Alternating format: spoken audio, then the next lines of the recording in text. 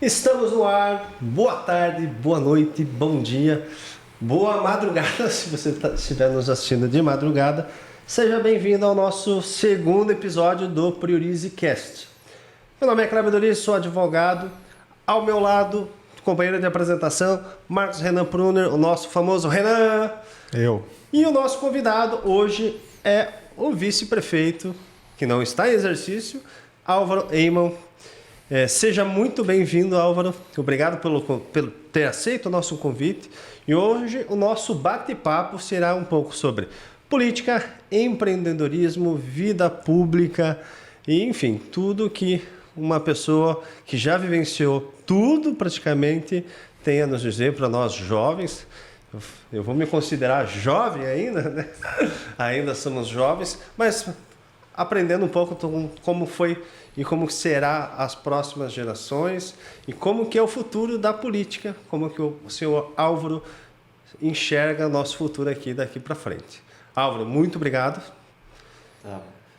Quero agradecer o convite, né, Dr. Kleber, agradecer o convite de vocês. É um prazer estar com vocês aqui. Vamos tentar fazer um bate-papo legal aí, descontraído, para tentar passar o máximo de informação que possa, quem sabe assim, motivar alguns jovens para a vida profissional, para a vida política, porque o futuro da nossa sociedade está nos jovens, né? Sai uma geração e vem outras, né? Sempre, cada década se renova todo um sistema diferente, né?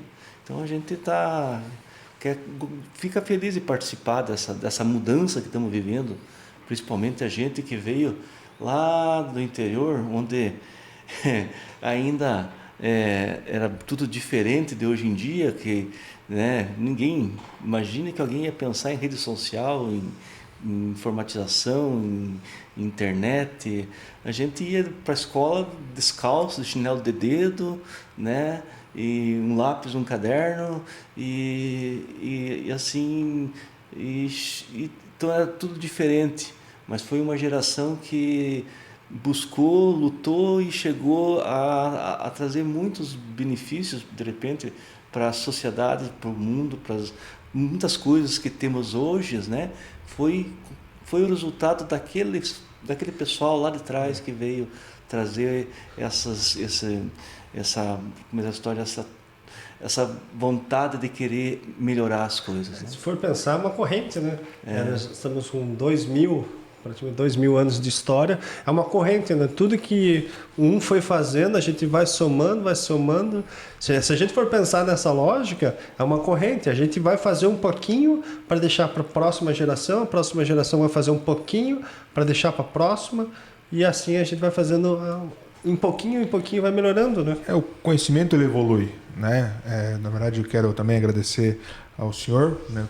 Aí pegando já os cumprimentos do Kleber, também cumprimentar todos que estão nos assistindo e pedir, né, para já estar curtindo aí a nossa live, né? Nós estamos aí no segundo episódio, está aí nos seguindo nas nossas redes sociais, né? @Priorize Licitações, no YouTube Priorize. Então, agradeço novamente aí a sua companhia, por assim dizer, independente do horário que você está nos assistindo. E voltando ao assunto aqui, realmente é como o Álvaro comentou, né? Então, tudo evolui. Quem diria, como o Álvaro falou, se nós imaginar que nós teria essa tecnologia de hoje a gente estar lá na casa das pessoas que estão nos assistindo dessa forma, às vezes pessoas que nós nem conhecemos, mas nós estamos agora fazendo parte da vida dela, transmitindo conhecimento, como o senhor bem comentou, e talvez com esse conhecimento transmitido aqui pelo senhor, pelo Kleber, por mim, enfim, por todos os outros convidados, a gente está fazendo aí, construindo um futuro, né? E como bem o senhor falou, né, os jovens, quem sabe jovens nos assistindo aí, são o futuro, né, da nossa comunidade, né, do nosso Brasilzão aí. Exatamente. Então assim, por exemplo, nós nesse momento, né, agradecemos a audiência e cumprimentamos a todos em qualquer parte, né? Até no Brasil, no mundo, em qualquer distante, em qualquer local mais distante, né? É instantâneo, esse cumprimento chega a todo mundo, nosso agradecimento por estar fazendo parte desse interessante, a gente está em tudo e em qualquer lugar. A pessoa pode estar nos assistindo em tudo e em qualquer lugar. Exatamente. Esse é o problema às vezes, né? E essa questão do instantâneo às vezes me faz pensar e meditar, como o senhor mesmo comentou, viemos de uma outra época, né? Hoje, vamos dizer assim, até posso dizer, apesar de ser jovem, mas hoje a tecnologia ela é tão rápida que se for pegar os jovens de hoje, não vão saber mais nem algumas ferramentas, eu digo, falar o que é MSN, Orkut, aí o pessoal não vai mais nem saber o que é isso, né? Mas contar um pouco da história do senhor, como o senhor falou, né, lá da vida de infância, o crescimento profissional do senhor e o que trouxe, né, o senhor até aqui hoje, compartilhar um pouco para esses jovens que estão nos assistindo aí. Pois é, né? Então, assim, a gente vem, assim, que não comentei, de uma família de interior, onde o sonho fazia parte e como faz parte de qualquer jovem, né? Por isso que nós não temos, nenhum ser humano, nenhum adulto tem o direito de tirar o sonho de um jovem. Nós temos que, pelo contrário, nós temos que alimentar esse sonho e motivar para que esse jovem consiga, né, chegar aonde ele quer. Muitas vezes tem dificuldades, claro, né, e muitas vezes nem todo mundo chega, mas o sonho nós temos que ter, né? E eu fui motivado por um sonho, né, para chegar aonde cheguei. Assim, não é que eu sou uma pessoa realizada profissionalmente, familiar, né? Então, assim, mas como é que eu cheguei assim, né? Muitas vezes as pessoas falam no destino, né? Pode ser que o destino exista, mas a gente tem que fazer ele acontecer também, né? Não pode deixar só sentar na cadeira e ficar esperando. Eu sempre queria na minha vida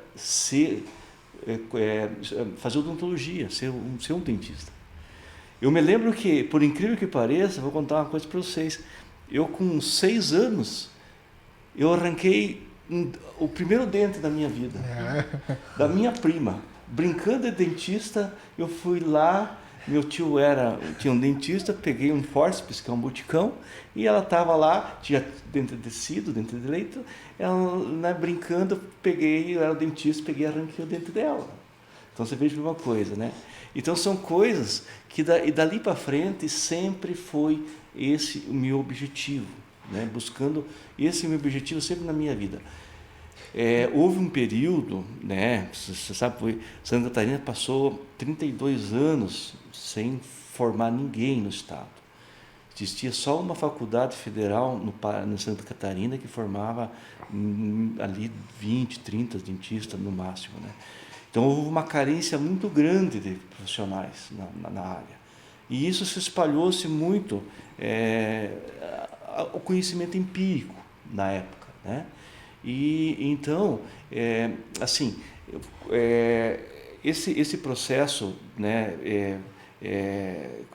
fez com que, por exemplo, ficasse difícil a formação do profissional, né? Não é, na época, nos anos 70, 80, ficou muito difícil, era muito elitizado, né? E então fez com que muitas vezes o jovem só tivesse um sonho de ser um médico, de ser um dentista, de ser um advogado, de ser um profissional, né, um engenheiro. Isso tudo era muito difícil para a época, né? Então, assim, teria que era muito esforço para chegar lá, né? Então, assim, mas a gente, que não falei, a gente nunca perdeu a vontade de seguir esse caminho. Segui vários outros caminhos parecidos, assim, por exemplo, eu fui fazer um colégio agrícola, por exemplo. Por quê? Porque na época a prefeitura aqui ela dava bolsa de estudo para o pessoal do interior estudar, e eu não tinha condições muitas vezes de pagar uma escola, um terceirão, um segundo grau melhor para fazer um vestibular. Eu fui fazer o colégio agrícola, que não dá uma formação para fazer uma eliminação de vestibular, de preparação para vestibular. Beleza, fui lá sempre com a intenção. Alguém pergunta, lá os agrônomos, né, na época, os veterinários perguntavam: o que você quer ser? Né? A maioria dos alunos do colégio agrícola dizia: eu quero ser veterinário, eu quero ser tecnista, eu quero ser agrônomo. Eu lá quero ser dentista. E nesse período, Tem muitos dentistas que eram práticos, né? Eu digo, não tinha formação e, assim, eram vários, né? Eu não sei se era o caso também, mas eu conheci vários outros profissionais e todo mundo conta que era assim, eram profissionais práticos que tinham, né, esse conhecimento empírico, né? Não tinham aquele conhecimento técnico de uma formação acadêmica, mas se exercia, né? Porque era isso que tinha, né? Sim. Mas agora só para explicar para os jovens qual que é a diferença de um prático e de um dentista. Que nem eu falei, a formação empírica, que nem eu falei, a formação empírica, ela vem do conhecimento.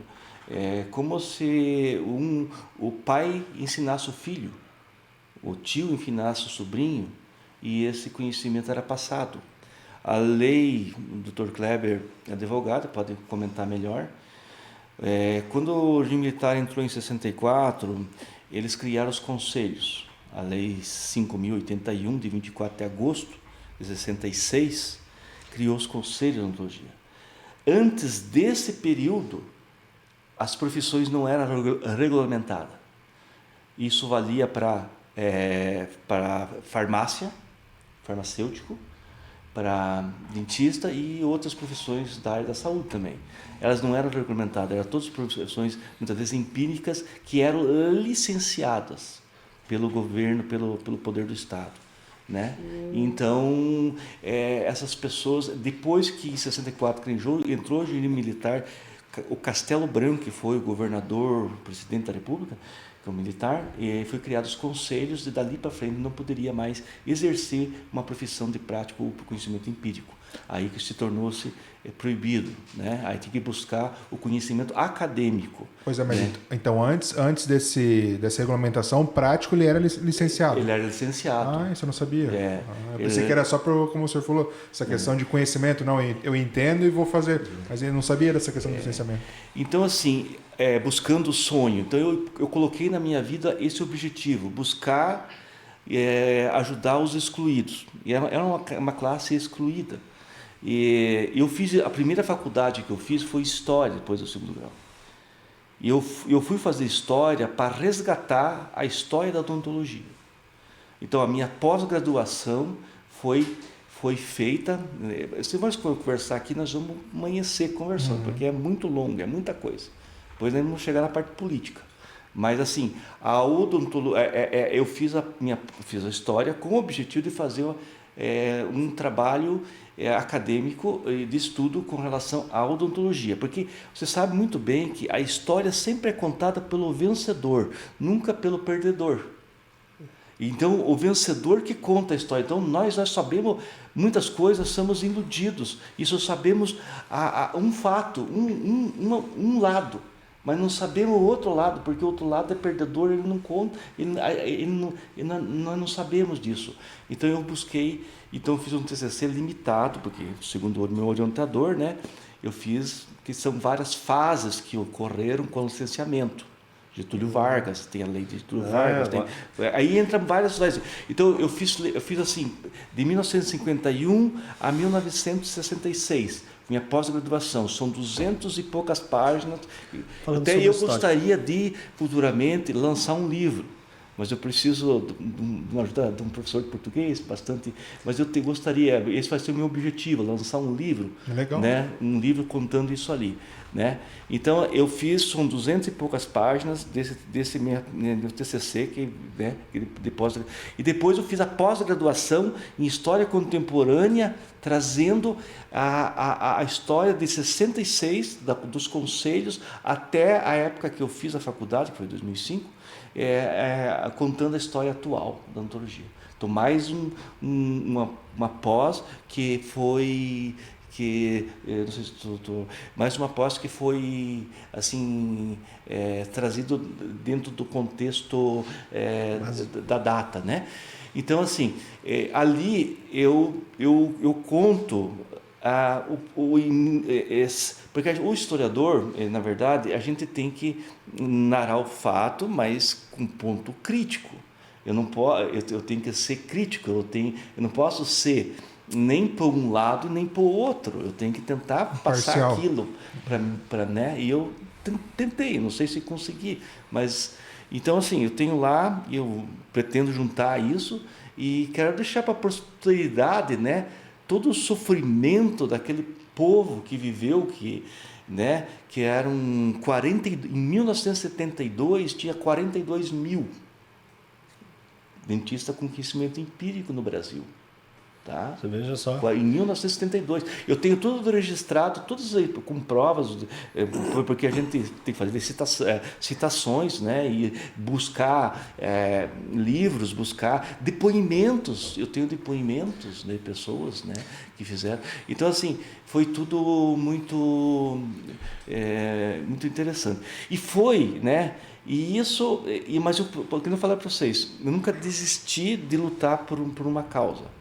Então, assim, aí, quando eu terminei a história, aí eu disse assim, que eu fiz ali as pós-graduação, a graduação, e escrevi o meu artigo, eu disse, agora está na hora de eu buscar o meu conhecimento da graduação acadêmica em odontologia.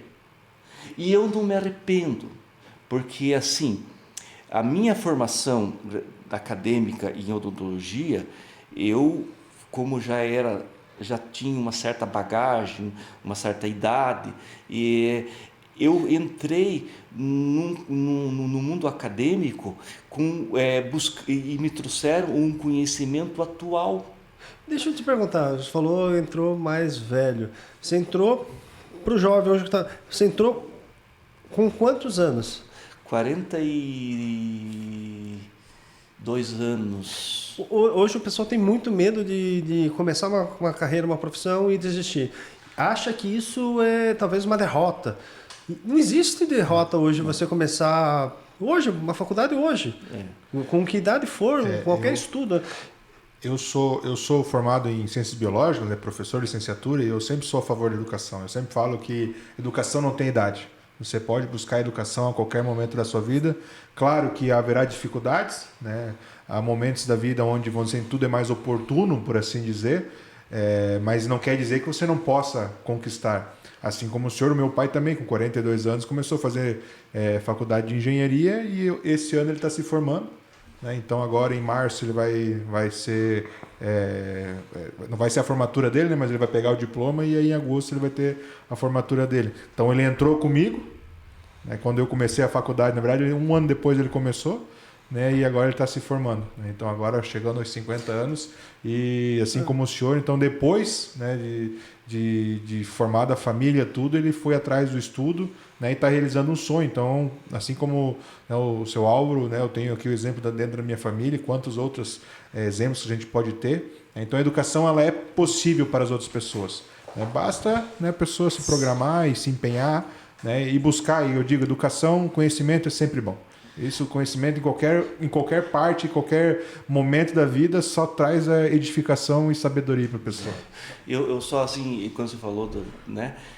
Porque eu fiz o vestibular em Blumenau e tinha passado, logo depois que terminei a graduação de História. E eu ia já dar seguimento aos meus estudos, porque eu peguei um embalo, né? Gostei da coisa e peguei um embalo. Aí eu recebi na época de um prefeito, me chamou, me disse, Álvaro, não vá, fique aqui, vamos entrar na política, você me ajuda a ganhar a eleição. E daí eu acabei, por ter família já, né?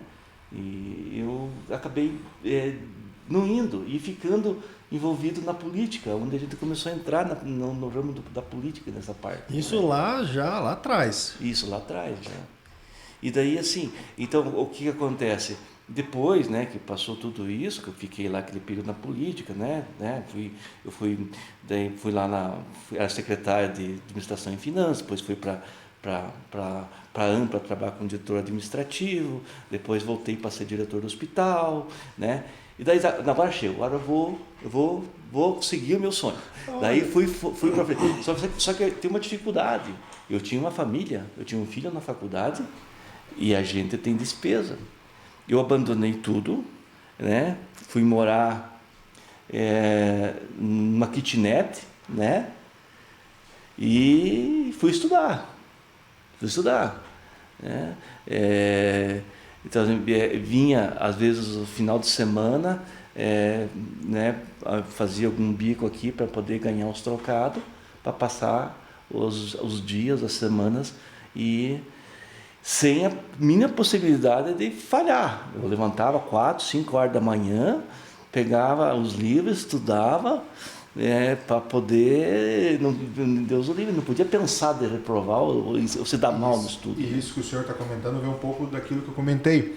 Não que a idade impeça o estudo, mas talvez ela vai trazer alguns, não sei se a palavra certa é dificuldades, mas como o senhor falou, com a idade vem mais responsabilidades, né?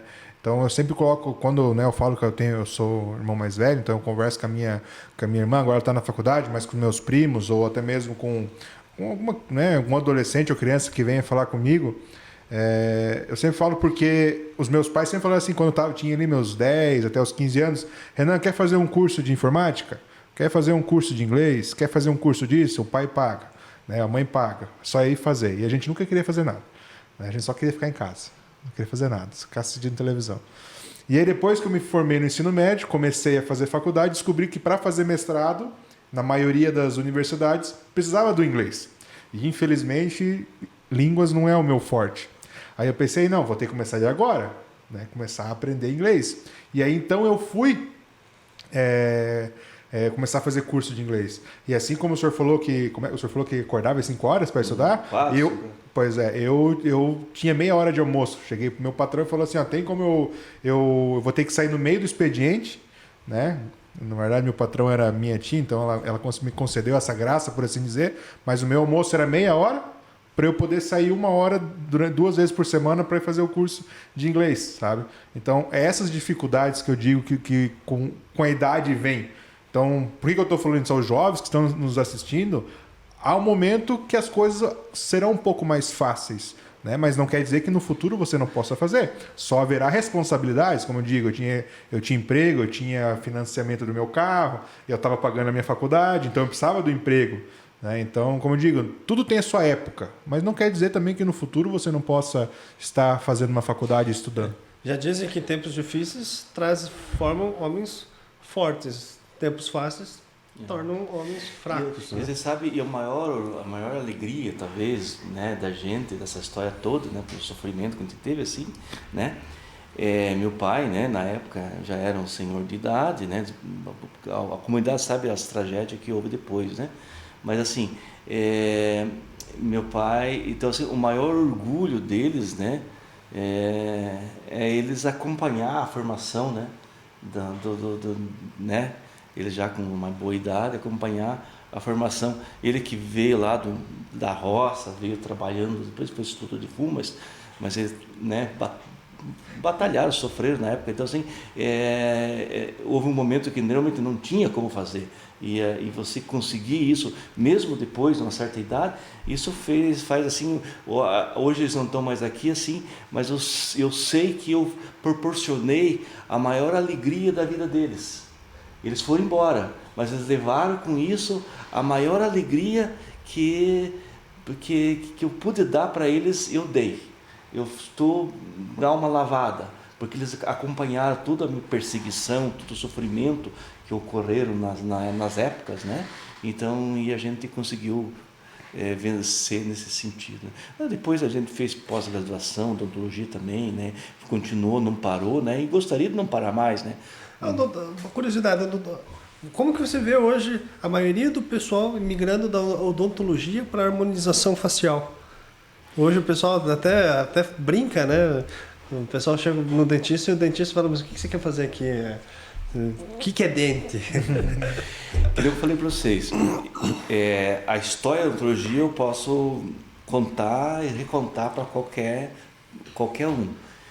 Na década de 60, a Universidade Federal de Santa Catarina, que eu formava, chegava a ter 20 alunos, muitas vezes, na faculdade. Não tinha nenhuma mulher fazendo odontologia, porque a odontologia era uma coisa bruta. Era uma coisa mais bruta, de extrair dente, de coisa, né? Hoje, né, até eu peguei, na minha turma tinha 40 e poucos alunos, acho que 70% eram mulheres. Hoje a odontologia virou um curso feminino, né?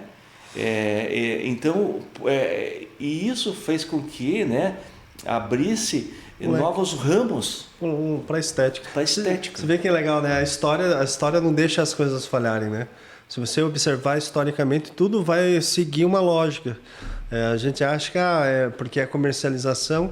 Na verdade, não. Então, a profissão você deixou mais voltada para uma coisa mais feminina, uma coisa mais de beleza. Exato. Talvez se tivesse mantido só homem, talvez isso não teria acontecido. Na verdade, isso é evolução, né? A mulher é beleza, né? É vaidade, ela busca. E isso fez com que os ramos da odontologia, né, buscasse esse lado, né, com novas tecnologias, com ácido hialurônico, com a toxina botulínica que faz, né, então assim, com essas medicação nova, coisas, né, que veio para fazer essa harmonização facial, fez com que abrisse novas especialidades nesta área, né, e que nada mais, muitas vezes, pela delicadeza que tem a mulher, né, ela cai melhor nesse ramo. E aí, se você for ver mais para trás, né, a gente lembrando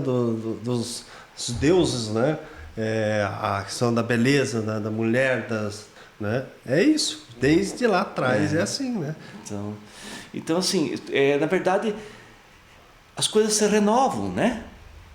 Se renovam. É aquela transmissão de conhecimento que o senhor falou lá no início do nosso episódio aqui, né? Então foi sendo transmitido, passado, melhorado, né? Foram agregando mais pessoas, mais conhecimentos, a entrada das mulheres, né? Por mais mulheres nessa profissão, né? E acabou trazendo a delicadeza, como o senhor comentou, a beleza, né, que as mulheres buscam, acabou trazendo esse novo ramo, por assim dizer, dentro da odontologia, né?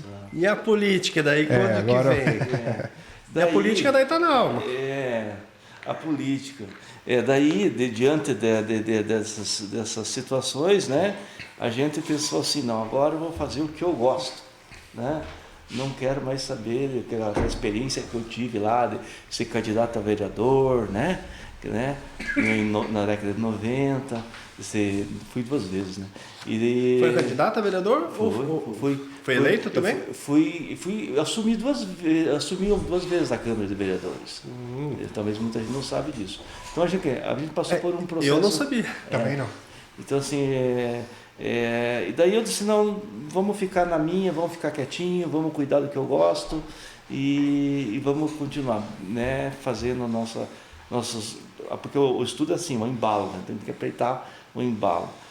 E daí eu recebi o convite, né, do meu colega e ex-prefeito, que você falou de vice, né? No caso eu sou ex-vice-prefeito, né? Ex-prefeito, o prefeito Reginaldo, de ser vice dele, né? E daí, na época eu estava dando, veja bem uma coisa, como é que é o destino. Eu, além de tudo, eu dei aulas, né? Eu fui professor de história, filosofia, sociologia também, né? E na época eu estava dando aula no SEDUP em Mafra para auxiliar de dentista, né? De um conhecimento empírico, né? Eu se tornei um professor da área da odontologia, né? Então eu estava dando aula na época em Mafra para odontologia. Daí recebi o convite para ser vice-prefeito. E a lei do Dr. Kleber sabe perfeitamente bem que funcionário público tem que ter um afastamento antes de assumir um cargo, né? E eu não, então assim, só que daí na época assim, eu não dei a resposta na hora porque eu tive que primeiro ver a possibilidade. Mas como era outra comarca, né?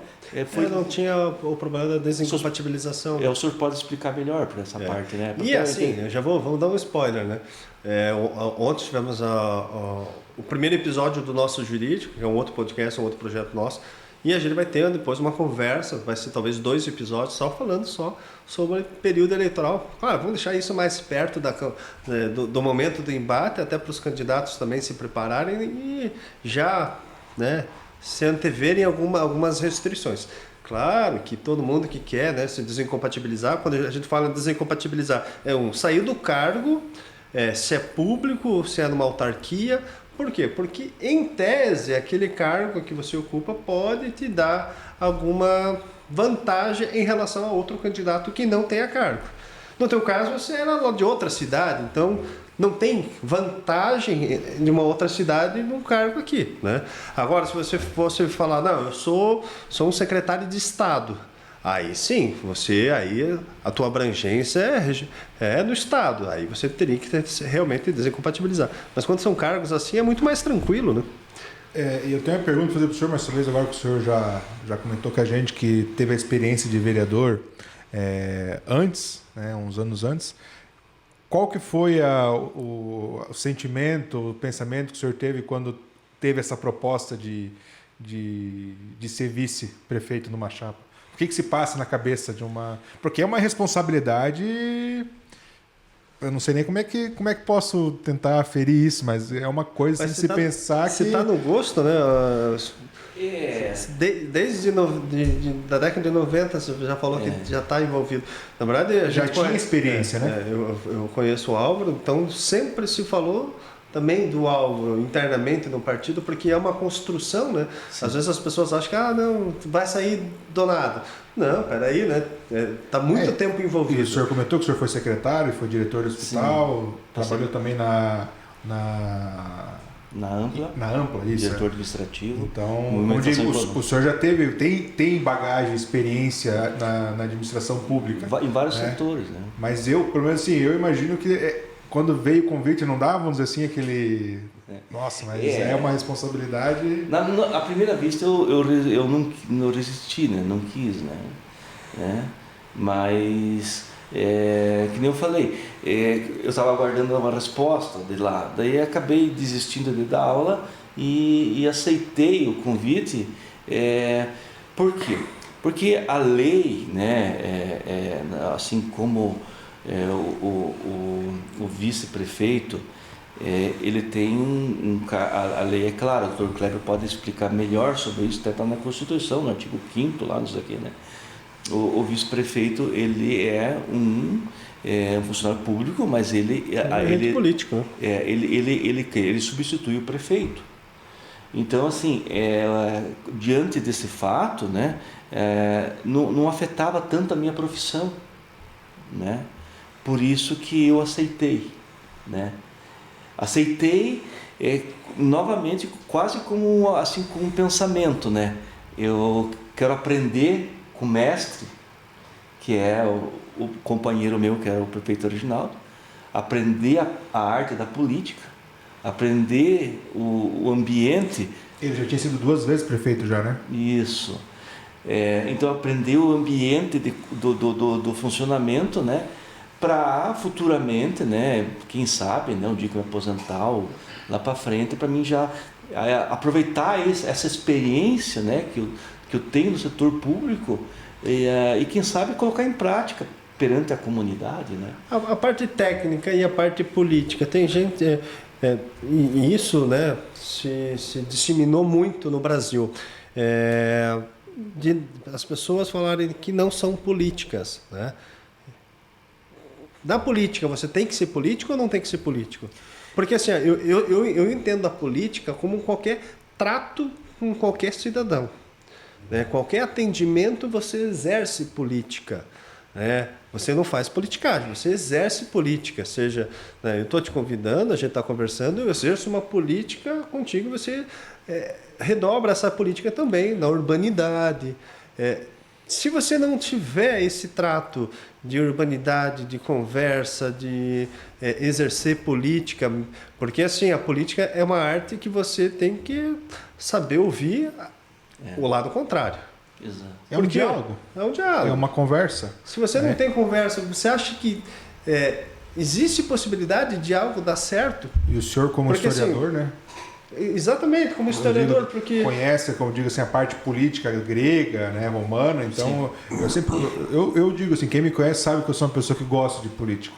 Apesar de, infelizmente, hoje a gente viver numa sociedade onde criminaliza a política, e no meu ver, e na verdade nem eu deveria ser criminalizado político, algumas pessoas, como em qualquer profissão, em qualquer área, existem as pessoas ruins, mas não é todo político que é ruim, mas a política na sua essência, ela é algo muito importante, porque o ser humano é político, ele é político dentro do lar, né, dentro do seu trabalho, entre uma relação de amigos, né, porque como eu comentei, é um diálogo, vamos expor uma ideia, vamos pegar lá o pensamento grego, o senhor pode me corrigir se estiver errado, a melhor ideia, o melhor argumento vence. É isso? Estou correto? Certo. Então vamos dizer assim, vamos pegar agora para o nosso dia a dia. Vamos tentar fazer uma política pública para a comunidade. Eu tenho essa ideia, Kleber, nós estamos aqui na mesa, né? Nós somos secretários, o senhor é prefeito. Então eu tenho essa ideia para esse problema, o Kleber vai argumentar com alguma coisa, o senhor vai argumentar alguma coisa, eu vou contra-argumentar e vai começar esse embate, até que alguém vai falar assim, não, realmente o prefeito tem razão, ou o fulano tem razão, e essa política ela é melhor para o município. Estou errado nesse meu pensamento? O senhor pode me corrigir sem problema nenhum. Eu digo assim, o Álvaro tem 30 e poucos anos vivendo, talvez intensamente, um pouco a política, seja nos bastidores, seja ativamente. Mas o que mudou de lá para cá e o que... Isso que vocês falaram, você falou dessa parte aí, de gostar de política, né? A gente quer fugir disso, mas não tem como. Você vê uma coisa. Nós estávamos falando de profissões, né?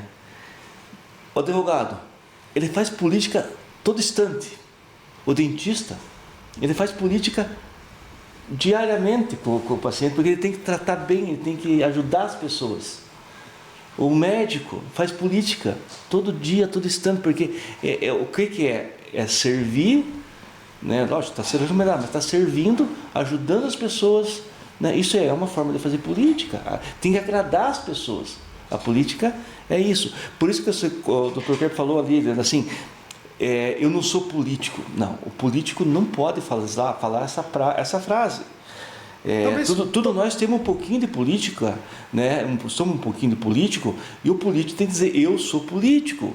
Por quê? Vou dar um exemplo bem claro. Vamos imaginar que nós esteja descendo a Serra do Rio do Rastro, tá? Um ônibus lá de aqueles ônibus grandão lá, né? E eu sou o motorista do ônibus, né? Aí eu sou o motorista do ônibus, começo a descer a serra.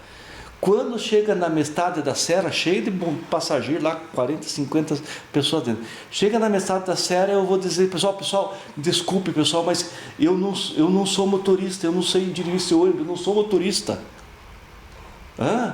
Ó, o desespero que dá as pessoas que colocaram, que confiaram em você para conduzir toda a comunidade, todo aquele povo. Exatamente, conduzir toda a comunidade, toda toda a esperança nas decisões.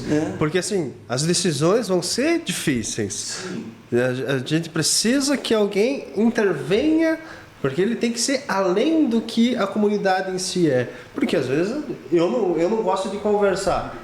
Se eu não gosto de conversar, pô... Eu tenho que empolgar, porque como eu digo, esse assunto eu sou apaixonado, como digo, mas vou pegar isso que vocês falaram. Você falou, até me fugiu agora aqui o raciocínio, mas você comentou de harmonia no caso, né? Você falou difícil, que é difícil você tomar decisão. Agora imaginem, né? Porque cada pessoa tem um gosto.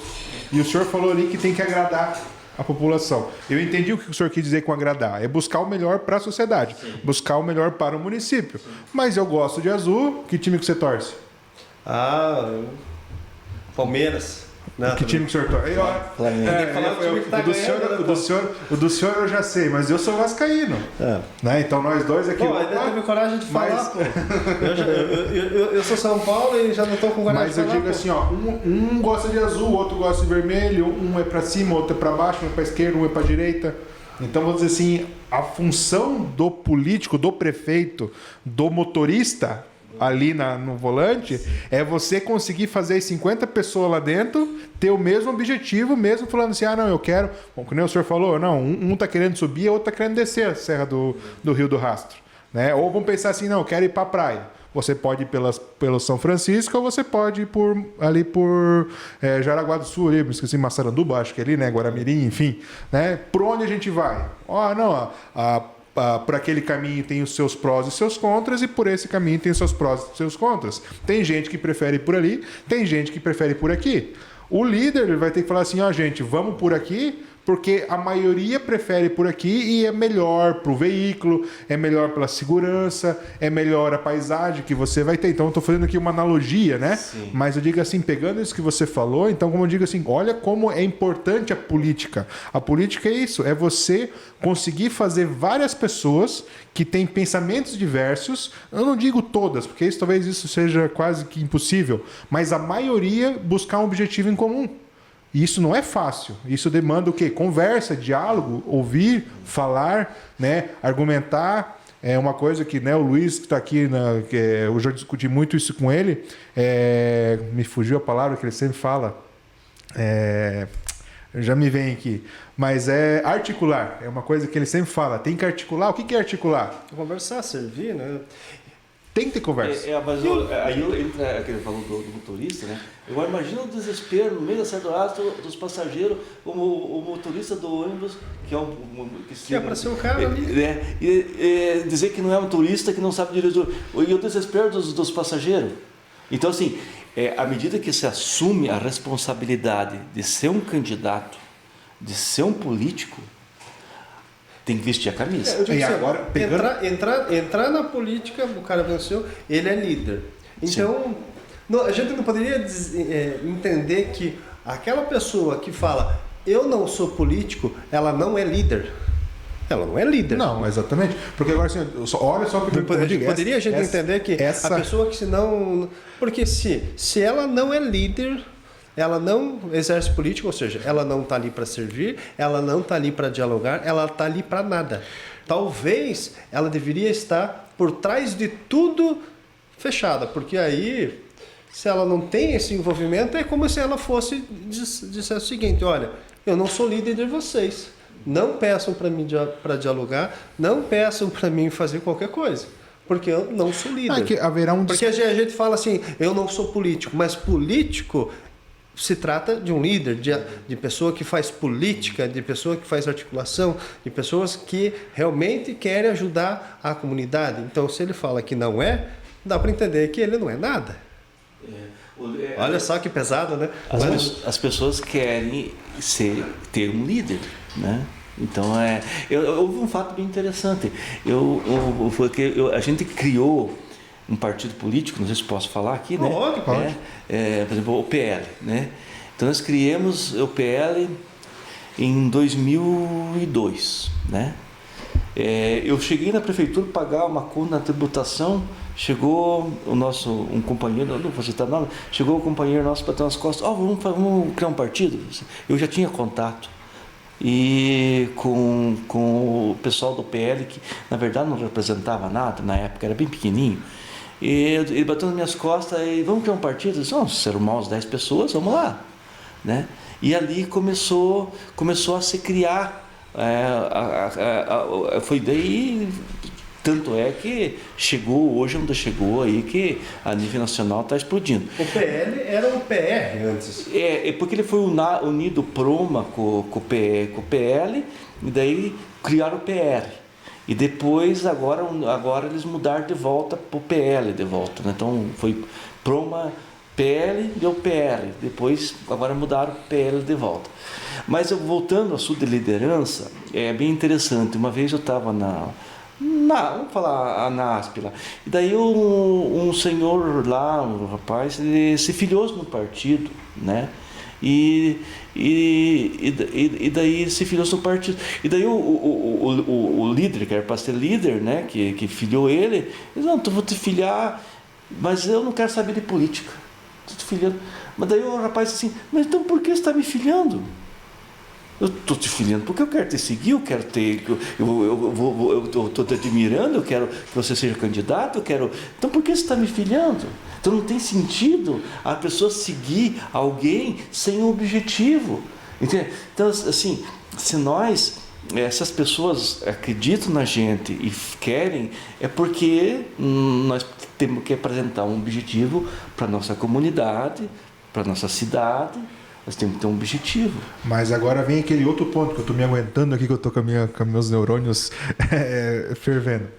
Pegando essa ideia da ilustração do senhor do ônibus, eu achei muito interessante. E vamos pegar ainda essa questão não do ônibus, mas do motorista. Vamos pegar aqui um exemplo. Eu gosto muito de automobilismo. Então eu escutei muito, não cheguei a ter o privilégio de assistir, mas o Ayrton Senna. Qual que era o ponto principal do Ayrton Senna? Pelo que me falaram e que eu fui estudar. É que, além de ele ser um baita de um piloto, ele entendia o carro. Ele configurava o carro. Então, o político por político, ele é um bom motorista. Mas se ele só for um bom motorista e não entender do carro, e o carro quebrar, eu digo por mim, eu amo carro. Mas se acender uma luz no meu carro, eu não sei qual é. Claro que uma ou outra ali a gente entende. Ou começa a fazer um barulho, por mais que eu gosto do carro, gosto de dirigir, eu não entendo de carro. Se o carro quebrar, eu juro por vocês, é feio falar isso, mas eu não sei nem trocar um pneu. Eu já tive, vamos dizer, a teórica, mas eu nunca tive a experiência. Não tem aquele meme que, como dizia o Marlon Brando, não importa saber, importa saber o telefone de quem saiba. Então é como o senhor comentou, vamos dizer assim, o político por político, sem a técnica, é quase que uma simbiose. Então a pessoa que chega lá e fala assim, não, eu sou apenas política, ok, você vai ser um baita de um líder, mas no primeiro pepino que chegar, na hora que aquela peça, aquela engrenagem começar a dar errado e você não entendeu por que aquilo não está funcionando, talvez você não vai tomar a melhor decisão, porque você não entende, né? E também você entender, mas também não saber dirigir, não te adianta de nada. Sim. Então precisa de um mínimo possível de conhecimento e de um mínimo possível de política, de liderança. É como eu digo, é uma simbiose. Um precisa do outro. Né? Então, como eu digo, não tem como você falar assim, não, eu não sou político, eu vou ser um cara técnico. Não, não é assim. É aquilo que nós falamos. Então, você vai ser um baita de um... Você vai entender a máquina, mas ninguém vai te seguir. Mas você sabe que eu acho muito engraçado, porque às vezes aí a pessoa fala, eu não sou político. Aí você vai ver o que era antes. Mas não é nem a parte técnica tem, pô. Mas daí eu falo, tá aí. Uma coisa que tu falou do Ayrton Senna, é uma coisa meio polêmica, mas no meu ponto de vista, né? Vamos trazer um pouco para a história do vencedor e do perdedor. O Ayrton Senna, eu sou fã, Deus o livre, o Ayrton Senna na era a gente assim não perdia, né? Então não tem quem não gostava, chorou quando ele morreu, né? Só que tipo da coisa, lógico. Agora eu pergunto para você uma coisa, imagine o Ayrton Senna hoje com 90 anos. Será que a história ia fazer ele ficar imortalizado como ele está? Ou ele seria apagado aos poucos? Então esse é um processo muito interessante do político. Getúlio Vargas, ele entrou para... Se nós perguntar qual os presidentes que foi antes de Getúlio Vargas, você não conhece, né? Mas quando nós falar Getúlio Vargas, todo mundo conhece. Por quê? Porque ele saiu de cena no auge, no momento. Se ele continuasse, ou ele ia fazer cagada, desculpa a palavra, né? Ou ele ia ser esquecido pelo tempo, pela velhice, tipo o José Sarney, né? Que até hoje os novos nem sabem quem é, né? Então o Ayrton Senna, ele é o que é porque ele terminou no auge. Por isso que assim há prefeitos que são caçados, por exemplo. A população fica imaginando assim, pô, o cara era o máximo, mas é porque tiraram ele do auge, no auge. Se deixasse ele até o final, talvez ele seria esquecido. E se ele ficasse velho, ele ia nem ser lembrado. Então, assim, eu falei do Getúlio Vargas, falei do Ayrton Senna, né? Então, assim, são coisas que a política, ela é que nem o Roberto Carlos. Vamos pegar o Roberto Carlos, né? O Roberto Carlos, se ele tivesse saído de cena ainda dá tempo, mas se ele tivesse saído assim uns 10 anos antes, ele ia ser imortalizado. Tipo Elvis Presley, que saiu com 40 e poucos anos de Michael Jackson, Whitney Houston, essa música eu gosto. Imortalizado. Aí você pega Frank Sinatra, morreu velhinho, vai ser esquecido. Uma coisa para se pensar. Entende? Então, o político, ele tem que saber o momento de entrar na política e o momento de sair da política. Nada é para sempre, né? Então, assim, eu acho o seguinte, tem que fazer um bom trabalho. Mas e o mosquito? Que falam que quando você está lá dentro, você é mordido pelo mosquito da política. Por isso que, doutor Carlos, por isso que eu sou contra a reeleição. O ficar... Perpetuar. Perpetuar. Entendendo? Eu acho que... Talvez daria mais voz a você fazer um pouquinho, outro fazer um pouquinho, outro fazer um pouquinho. Então, assim, aí as pessoas talvez lembraria mais do que ficar aquilo sempre. Tanto é que quando você fala em reeleição, você sempre já começa a partir sempre de uma rejeição também. São raros os casos em que se tem um candidato que é tão bom que para a reeleição está praticamente em ganho, né? Porque é muito difícil você se perpetuar com todas as ideias e as pessoas cansam daquela rotina, porque o pessoal acha que vai entrar na política e vai ser o prefeito. A rotina detona a pessoa, é muito puxado. É você acordar cedo, é você ir até de noite, até você sábado, domingo e ficar viajando. Se o cara realmente quiser viver a política como ela tem que ser vivida para você fazer história, ela cansa. 4 anos é cansativo, exaustivo. Talvez alguma pessoa que está assistindo vai falar assim, mas isso não é bem assim. Mas, minha opinião, tá? O servidor público de verdade e o político de verdade, ele é altruísta. Ele não pensa nele, né? Claro que, como eu digo, tem gente que às vezes entra lá já com pensamentos errados. Mas aquele que está lá para ajudar, ele não pensa, porque como você falou, o estresse em momentos chega a ser tanto que a saúde às vezes não acompanha, né? Então... É que são muitos projetos, né? O Álvaro esteve ali, também atuou como prefeito. É um mês que é loucura. É loucura. É um mês que é loucura. Não pergunte para nesse mês se você... Foi feita essa pergunta para mim. Você quer continuar na política? Eu falei para o meu companheiro, ele perguntou. Perguntou não é errada, né? Porque perguntou bem naquele final do mês, né? Não, eu não quero saber desse negócio. Não quero saber. Porque a rotina, são muitos projetos acontecendo ao mesmo tempo. Você comandando todas as frentes ao mesmo tempo. Então, se você começar a dizer sim muito para tudo, você não para de fazer reunião. Você não consegue sair de cena. Só que existe uma coisa que na política que é muito interessante, e voltando lá também lá atrás, né? Eu acho o seguinte: a política ela é vocação. Você não pode... Vamos falar de vocação, vamos botar a profissão. Eu não tenho vocação para ser advogado. Nem eu. Né? Mas o doutor Kleber tem, né? Tanto é que o sucesso está aí dele, né? Entendeu? É uma coisa que talvez você não tenha vocação para ser dentista. Não, nem... Entendeu? Então, assim, é aquela coisa, a política, ela é vocação. Pastor, padre, é vocação. Entendeu? Quer dizer, você... líder, você pode, é vocação. Você pode criar um líder? Pode, mas Gandhi, por exemplo, ele foi um grande líder, né? Ele se preparou para ser um líder, né? Então você pode se criar um líder ao longo dos anos, né? Mas muitas vezes as pessoas já nascem um líder. A filosofia, ela nos dá esse dado. Músico, cara, eu sou um cara que tentei tocar São os dois, então. Cara, tem criancinha ali que mal sabe andar, já tá tocando música. Cara, como é que você explica isso? É vocação. Então, assim, trazendo para a política é a vocação. Muita gente acha bonito, poxa, eu gosto, o cara é legal, eu admiro o prefeito, o governador, o deputado, eu quero ser que nem ele. Vai lá e se elege político.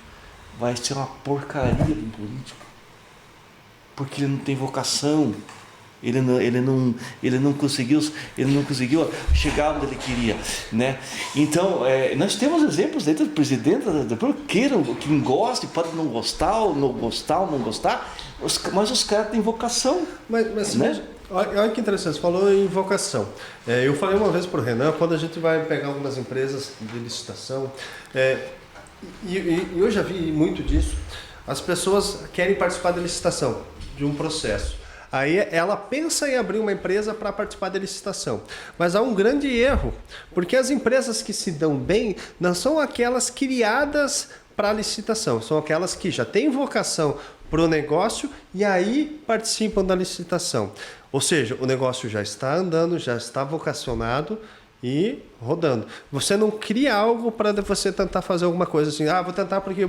E talvez a política seja isso mesmo, porque muito erro que se acontece na política é você pensar alguém, vamos colocar você candidato porque você é conhecido, mas a pessoa não tem vocação. Ela tem vocação talvez para se permanecer naquele ambiente, mas vocação política não tem. E aí, assim, infelizmente a gente vê isso no Brasil todo. Quanta gente ruim colocada no poder sem vocação nenhuma. Não sabem nada. E é toda a mesma coisa. Sai, às vezes, um candidato, não tem nada a ver, um deputado lá, e vai lá e ganha. O cara que não muitas sabe vezes nada. A gente, infelizmente, a gente tem... Ele não tem expressão nenhuma, ele não tem expressão. E é um erro. O que é o que faz a política? Primeiro você tem que se doar. É o que muitos pastores e padres fazem, tem que se doar. Segundo, você tem que servir as pessoas, né? Você está lá para servir as pessoas, não se fechar dentro de uma sala e ignorar o problema que a pessoa está com um certo problema de doença, né? Que precisa de ajuda, ignorar isso. Sozinho, o político não vai conseguir resolver, por isso que ele tem a equipe, né? Ele tem essa equipe que tem que ter os objetivos dele, ajudar, servir, ajudar as pessoas, né? Vamos falar assim de religião, né? Jesus Cristo morreu por ser um político, na verdade, né? Ele ameaçou, ele não morreu porque era filho de Deus, ele morreu porque ele ameaçava o Império Romano. Se opôs àquela sociedade a forma como se vivia. Então, perguntaram para ele o que ele era. Eu sou rei, mas ele era rei do outro mundo, né? Mas eles entendiam que era rei do César, do imperador romano, por isso que mataram ele. Então assim, mas o que ele fazia? Ele servia, né? Através do conhecimento que ele deixou, através dos atos, através de ajudar os mais necessitados, ele servia as pessoas.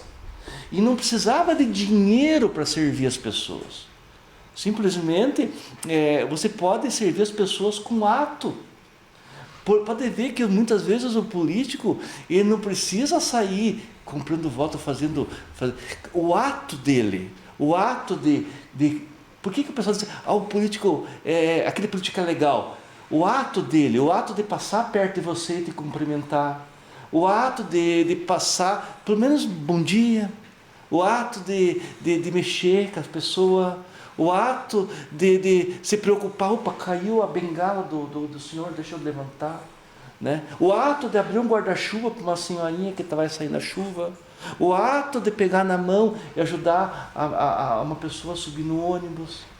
Então assim, não é o dinheiro que vai fazer que esse cara seja o bom político, mas o ato. E para fazer o ato, você não precisa de nenhum centavo. Jesus fazia isso, ele não, de graça, entende? Então nós estamos vivendo uma distorção da política. uma distorção muito séria com relação ao que está ocorrendo, porque muita gente vai lá pensando no quê? Pensando em se dar bem. Porque vou ganhar salário, porque eu vou fazer isso, pensando em se dar bem. Mas não é isso o objetivo da política. Entendeu? Não é esse. Então desvinculou o sentido dela em si. Não sei se vocês sabiam, mas na década de 70, eu até vou falar até o nome, o falecido era o Zé Zubauer, que é da oficina, ele era vereador, ele comentou para mim, o vereador não recebia salário. Eles vinham lá do interiorzão, eles vinham ali fazer, né, as reuniões, eles não recebiam salário. Né? É um exemplo de que eles fazia não com o objetivo de quanto eu vou ganhar, o que eu vou fazer. Não, eles vinham para servir a comunidade, né, como um ato que estava de bem. Então, assim, lógico, né, nenhum relógio trabalha sem corda, né? A gente precisa na vida de ter uma profissão, de ter um recurso, porque as pessoas ficam doentes, as pessoas precisam ser tratadas, mas assim, isso é uma coisa assim que a gente busca, né, toda, né, mas assim, a doação, que não comentei, muitas vezes ela não custa caro fazer. Como o senhor comentou, na verdade, ali, né, o salário não deveria ser um motivo, mas a consequência. Né? O motivo, como o senhor mesmo falou, deveria ser servir. Né? Buscar de alguma forma, né, como digo, a gente já comentou aqui, né, não querendo já ser redundante, mas ir atrás de soluções e conversas, mas não ir apenas por poder, por salário. Né? Como digo, isso é uma consequência. Né? O motivo deve ser buscar o bem-estar da comunidade, né? O bem-estar da sociedade. Muitas vezes você não pode resolver o problema, né? O Dr. Kleber sabe. Geralmente, às vezes você não consegue. Não consegue. Mas se a gente der atenção. E quando consegue, demora. Demora, né? Mas vamos assim, se a pessoa te procura, eu preciso de uma situação que eu preciso resolver um problema de saúde, não tenho recursos, né? Mas vamos dar atenção, vamos escutar. Vamos tentar pensar junto numa solução. É o mínimo, né? Que se eu não posso, né? Vamos pensar junto numa solução. Cara, eu acho que muitas vezes a pessoa já se cura ali. Até porque, eu falo, quando você elege alguém da cidade, alguém do seu estado, poxa, você quer que aquela pessoa trabalhe no mínimo para resolver. Por exemplo, se é da cidade, tentar resolver da cidade, pô. Mas a parte legal não deixa. Então vamos arrumar para deixar para fazer, porque todo o empenho que se vai ter é para o local, é para a cidade, é para a comunidade, é para onde você está. A pessoa às vezes deixa, para. Não dá. Bicho, se eu quiser um papagaio que fala não dá, então beleza. Então fique aqui. Mas se eu preciso ser pensante, aí que vem, o cara não é líder, o cara não consegue executar, o cara não consegue ver que tem que arrumar, ele não consegue ver que às vezes precisa de alguém para arrumar um departamento, colocar uma outra pessoa. Isso acontece em todo lugar. Ou seja, acabam virando uns papagaios. E aí acaba se defendendo, às vezes, porque eu sou honesto, porque eu sou humilde, porque eu não sei o quê. Isso é pressuposto de você estar lá dentro, pô. Você tem que ser. Eu digo, tudo bem que você tem aquela coisa, não basta ser, tem que parecer. Mas eu acho assim, você não precisa nem falar. Então, se você você age como sendo, não precisa ficar falando que é. Né? Às vezes as pessoas acabam esquecendo de agir e ficam, às vezes, nessa papagaiada aí e não resolve nada. E, na verdade, assim, pegando isso que você comentou aqui, aquilo que o Nelson Álvaro também acabou de comentar, e pegando um pouco também, um verso bíblico, a Bíblia mesmo diz que você vê a pessoa pelos frutos que ela dá. Né? E você não vai ver esses frutos quando ela entrar lá dentro da administração. Você vê os frutos dela no dia a dia, que é o que o senhor falou. Será que essa pessoa está ajudando ali o bairro, os vizinhos? Como é que essa pessoa dentro de casa? Como é que essa pessoa entre os vizinhos? Como é que essa pessoa dentro do bairro? Como é que essa pessoa dentro da comunidade? Como é que essa pessoa dentro da igreja? Como é que essa pessoa dentro... Tá me entendendo? Porque eu nunca vou me esquecer, né, eu fui candidato a vereador na última eleição e a coligação trouxe o deputado estadual Napoleão e ele falou algo muito interessante pelo menos ele falou e eu concordo. A política amplia aquilo que você quer fazer.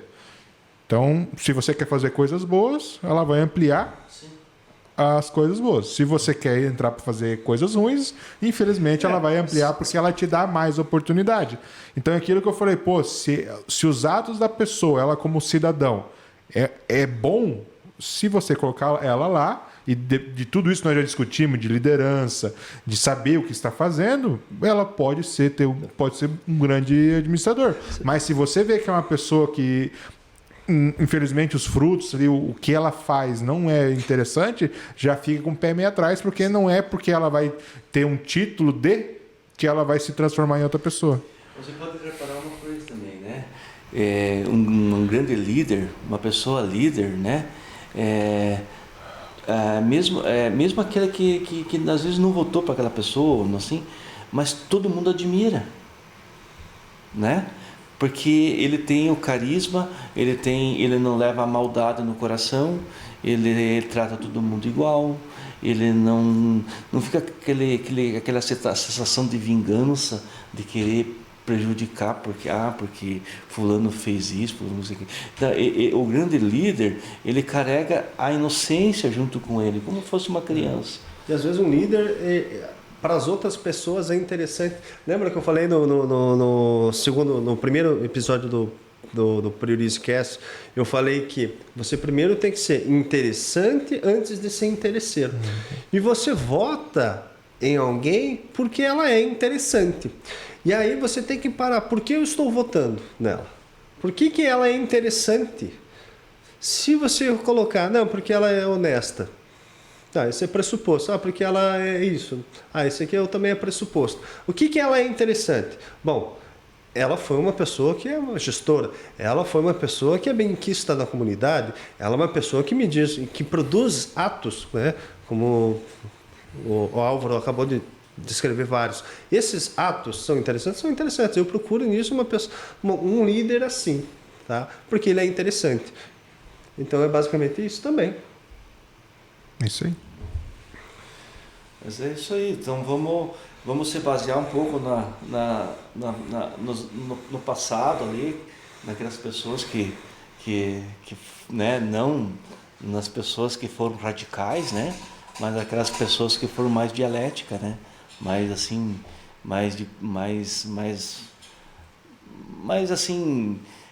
que escutaram as pessoas, né? Você pode ver que as pessoas, às vezes a pessoa que escuta mais do que fala, ela consegue fazer coisas melhores. A pessoa que fala muito, né? Só que a gente às vezes acaba não vendo por detrás essas pessoas. Você vê que interessante. A pessoa que fala muito, eu sempre falo.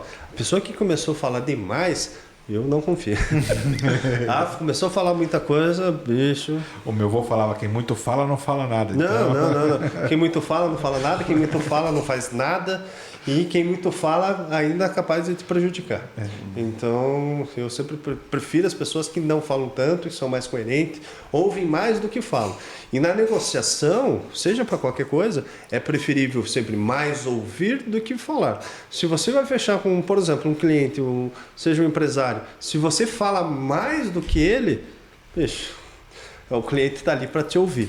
Né, para falar para você de um problema. Se você fala mais que ele, a tendência de você não fechar é muito maior. Muito maior. Né? A não ser que você escute primeiro, depois você seja empático em relação à situação, para depois você alcançar o topo, ser interessante, fechar e daí beleza.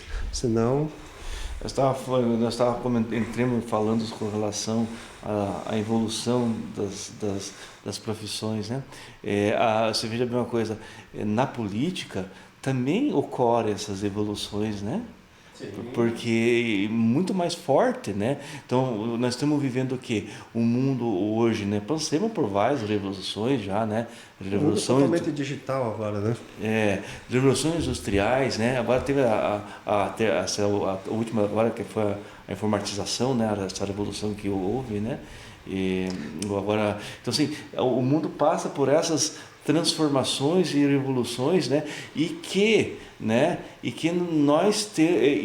quem está na política, ela tem que ter ciência de que faz parte dessas pessoas se atualizar e se adaptar também, né?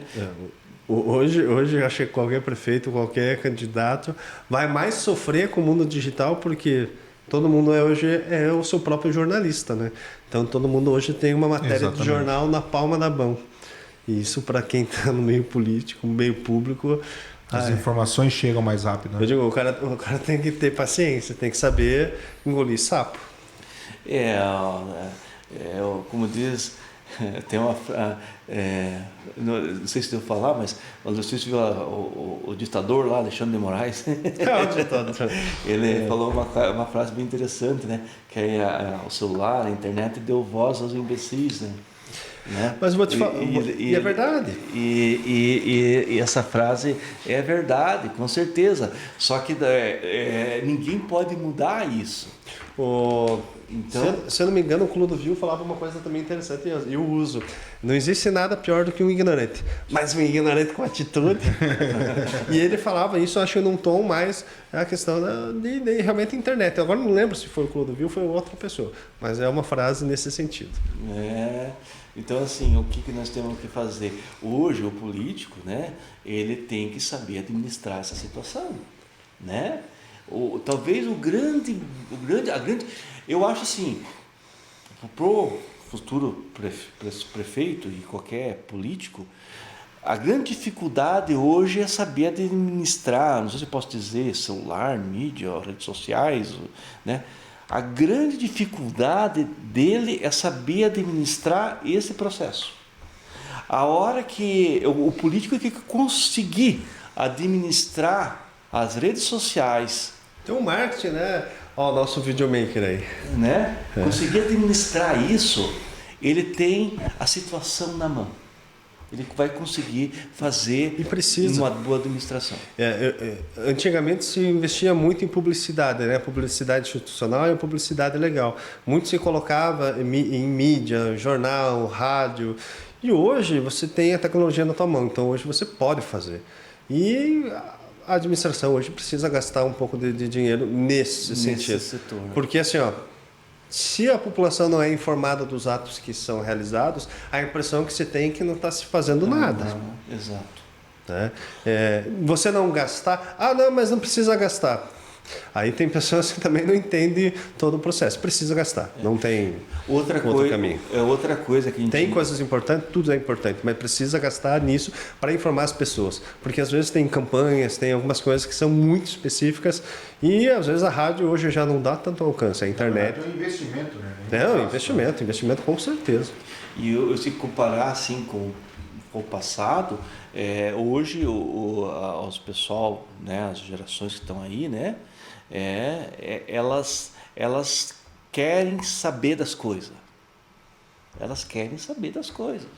Ou, como o Dr. Carlos falou, você expõe o que está acontecendo, né, e divulga, para que você não vai ficar aquele meio termo, né? Será que está sendo feito isso? Será que está sendo feito aquilo? Muitas vezes vem as críticas, né? Vem essas críticas, né?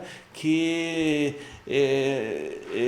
muitas vezes não assim, sem fundamento, né? Daquilo, sem saber o que está ocorrendo de verdade. E se o político colocar mais transparência nas coisas, né, automaticamente isso na verdade é um princípio, né, Kleber, o princípio da publicidade, né? Então é dever do administrador dar publicidade de seus atos, né? Então, essa questão, como foi comentado aí do marketing, de dizer o que a administração está fazendo, então toda essa questão da digitalização dentro da administração, a própria lei de licitações, né? Agora, com toda a parte eletrônica, como disse, onde todos os atos devem ser publicados do início ao fim, então isso traz a publicidade e traz ao cidadão a informação de saber o que o administrador está fazendo, para que não haja essas especulações, como o senhor falou, às vezes de pessoas que não entendem, falem de algo que não sabem o que estão falando. Então, saber também dar o acesso à comunidade, à sociedade, é dever e é algo muito importante do administrador, né? Ele dá essa informação da maneira correta e de uma maneira fácil para que as pessoas entendam. Se eu não me engano, até não sei se é a lei de probabilidade ou que fala sobre que tem que dar disponibilidade e fácil. Também não adianta você colocar um texto lá jurídico, né, no juridiquês, com palavras totalmente difíceis, que o cidadão comum não vai entender. Então você tem que deixar, né, fácil para que a pessoa leia e entenda o que está acontecendo na administração. Por isso que, vamos ser sinceros, hoje já não cabe, a comunidade tem que saber escolher um pouco os seus líderes, porque já não cabe mais uma pessoa que está meio que desligada de certas coisas. Porque vai chegar ali, o que é uma licitação? Não sabe. Né? O que é uma lei do Tribunal de Contas que aparece? Não sabe. Né? Apesar mesmo que tenha uma equipe. Mas precisa, né? Ninguém é substituível. Né? Claro, talvez se a pessoa ficar 1 ano, 2 anos, 3 anos, ela vai pegar. Só que, seja bem, aí que entra o atraso das coisas. Porque à medida que a pessoa já está um pouco preparada, ela sai. Né? Ela sai. Né? E daí entra um outro que vai levar mais 2, 3 anos para aprender. Então, assim, por que muitas vezes as coisas funcionam mais quando a pessoa já vem de um processo de conhecimento na área pública? Eu acho que no fundo, vou falar uma coisa que cabe para os advogados, para os juristas, né?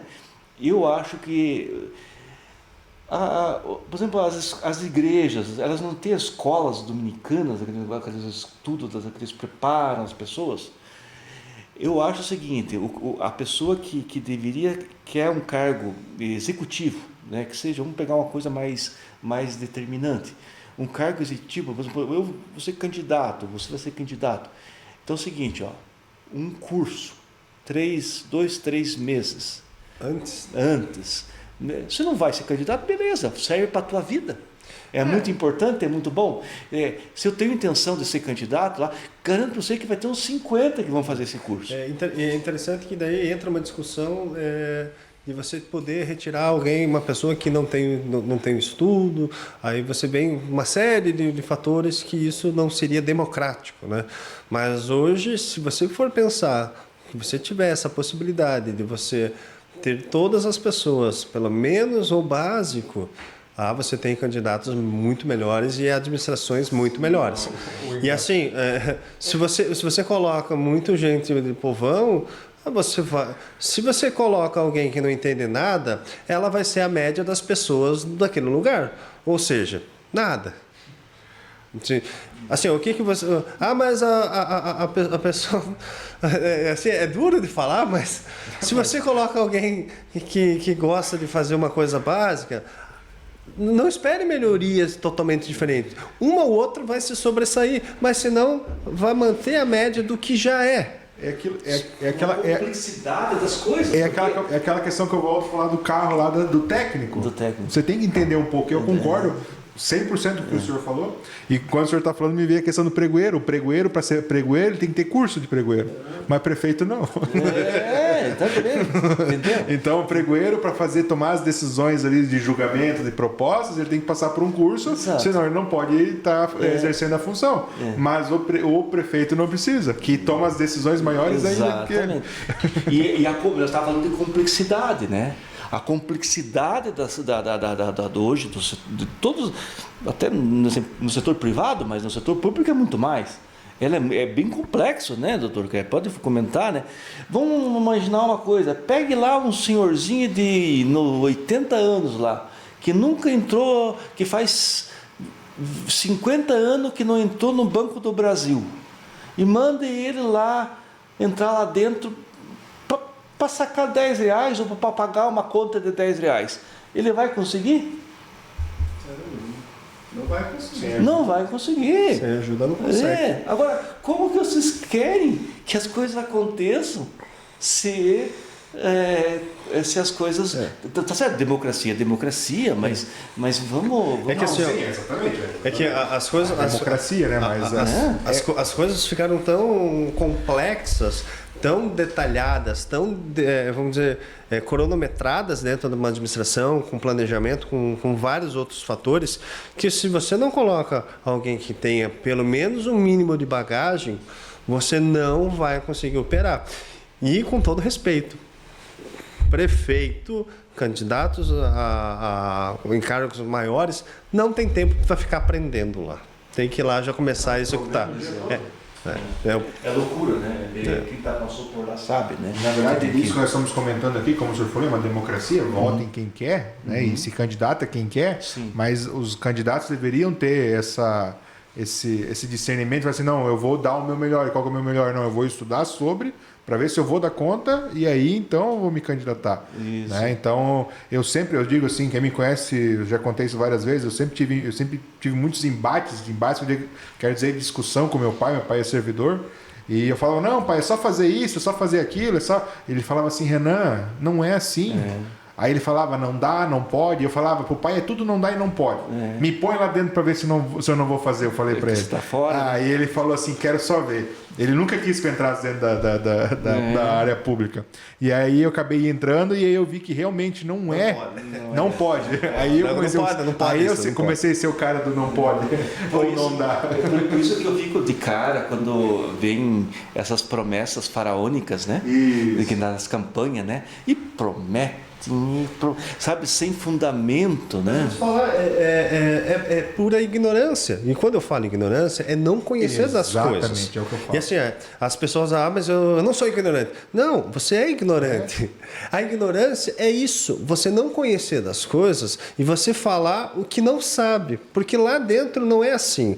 Não é porque lá dentro as coisas são travadas. É porque não pode. Existem certas coisas em que você tem que trabalhar diferente.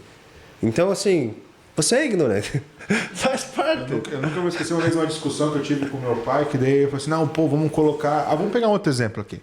Vamos construir... Não estou dizendo que isso seja coisa... É ruim, mas olha a cabeça do administrador, do prefeito, né?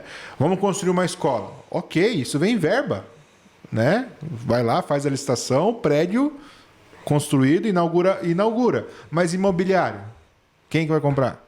É a prefeitura. E conta de água, luz, né? É a prefeitura. E funcionário? É a prefeitura. A prefeitura é mamãe. E material didático, essas coisas? É a prefeitura. Então, assim, fazer é fácil, manter que é o difícil. Mas tem que manter, a prefeitura é mamãe, tem que ajudar. Pessoal, acho que estamos encerrando. Nosso bate-papo foi longo hoje. Mas eu, pelo menos, foi proveitoso. Eu gostei. Pessoal, agradeço para quem está nos assistindo. Tá? Este foi o nosso segundo episódio do PriorizeCast. O Renan já comentou. Tem a nossa página no YouTube, tem o Instagram, então se você colocar a Kleber Durize lá, não se espante, tem bastante páginas sim, pode seguir todas elas, tá? Cada uma trata de algo diferente. Tem a nossa página da Priorize, tá? Que é a nossa empresa de licitação. O PriorizeCast é um projeto que fala sobre licitação, fala sobre política, fala sobre empreendedorismo, porque no mundo da licitação que a gente vive, é tudo isso que a gente precisa. Quando a gente tem uma decisão de um pregoeiro em outro município, a gente precisa de política. Quando a gente vê empresários crescendo, a gente vê empreendedorismo. Então, nada melhor do que ter pessoas que têm um conhecimento que nem o Álvaro, viveram isso 30 anos a fio, já passaram, têm o que agregar e eu quero que vocês tenham aproveitado isso e utilizem cada ato que ele falou aqui, cada gesto, levem para suas vidas. Renan, agradeço imensamente novamente a sua participação aí como meu fiel escudeiro. E eu agradeço, claro, Álvaro, né, sem dúvida, por ter aceito o convite, por ter trazido toda essa experiência.